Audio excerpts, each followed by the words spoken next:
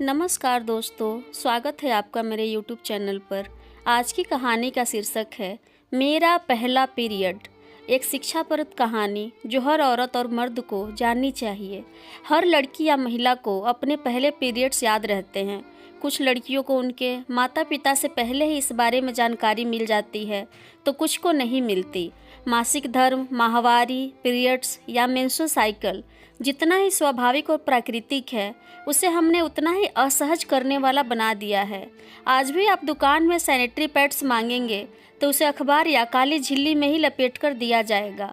अब भी कई लोग ऐसा मानते हैं कि महिलाएं पीरियड्स के दौरान किचन में नहीं जा सकती, बिस्तर पर नहीं सो सकती, घर के काम नहीं कर सकती, यहाँ तक कि उनका खाना भी अलग उनको खाना चाहिए। पीरियड्स के बारे में हर लड़की या महिला को खुलकर बात करनी चाहिए। केवल महिला ही नहीं, पुरुष को भी इस बारे में जानकारी होनी चाहिए, ताकि वो अपनी पार्टनर या किसी भी महिला के इस नेचुरल बायोलॉजिक फंक्शन को समझ सके।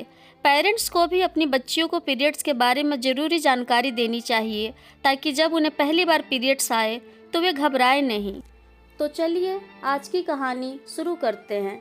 मुझे लगा मैं बीमार हो गई हूँ, रीता ने कहा, जो आंध्र प्रदेश की रहने वाली है और दिल्ली में जॉब करती है। रीता ने कहा, अगर मैं अपने नज़रिए से देखूं तो पीरियड्स को उस समय काफ़ी छुपा कर रखा जाता था और उस बारे में कोई भी जानकारी पहले नहीं दी जाती थी। अगर मैं अपनी बात करूं तो मुझे भी मेरे पहले पीरियड्स के समय कुछ नहीं पता था। फिर जब मुझे पहली बार पीरियड्स आए तो मैं काफ़ी डर गई थी, क्योंकि मुझे लगा था कि कहीं मुझे कोई बीमारी तो नहीं हो गई। रीता ने आगे बताया, मैं उस समय 8th क्लास में थी और मेरी उम्र 12 से 13 साल रही होगी। छुट्टी वाला दिन था और मैं बैठकर टीवी देख रही थी। सुबह से ही मेरे पेट में अजीब सा लग रहा था, लेकिन मैंने उसके बारे में घर पर किसी को नहीं बताया।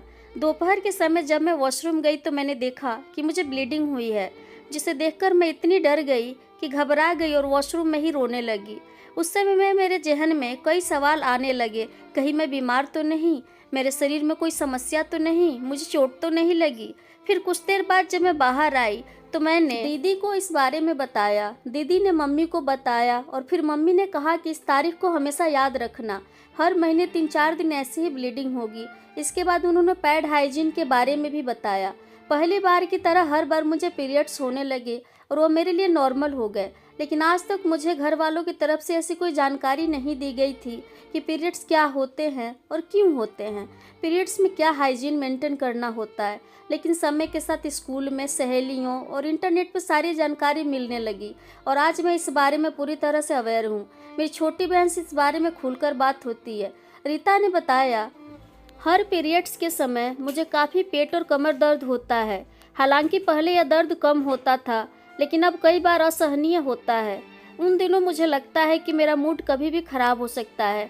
Mood swing, craving, lower back pain, सुस्ती, काम में मन ना लगना जैसे कई ऐसे लक्षण हैं जो मैं फील कर सकती हूँ। रीता ने कहा, एक लड़की जिसको पहला पीरियड आए तो वह सदमे में भी आ सकती है और आपसे इस बात को छुपा कर भी रख सकती है। इसलिए लड़की को जानकारी दे। शुरुआत में ही इस बारे में जानकारी देना चाहिए और समझाना चाहिए। अगर आप उसे शुरुआत में ही जानकारी देंगे तो वो लड़की या बेटी आपके साथ कंफर्टेबल रहेगी और अपनी समस्या को बिना हिचकिचाए आपके साथ शेयर करेगी। अगर वह मेरी जैसी सिचुएशन में हुई और उससे भी अचानक बिना जानकारी के पीरियड्स आए तो वह भी मेरी ही तरह सदमे में आ सकती है और आपसे इस बात को छुपा कर भी रख सकती है। इसलिए लड़की को जानकारी दें, उसके सवालों का आसान भाषा में जवाब दें, जिससे वो पहले से ही इन सब के लिए मेंटली तैयार रह सके। उम्मीद करती हूँ आपको आज की यह कहानी अच्छी लगी होगी। अगर अच्छी लगी है तो प्लीज़ लाइक करें, शेयर करें और इस कहानी के प्रति आपकी क्या राय है प्लीज़ कमेंट करके बताएं। आपका बहुत बहुत धन्यवाद।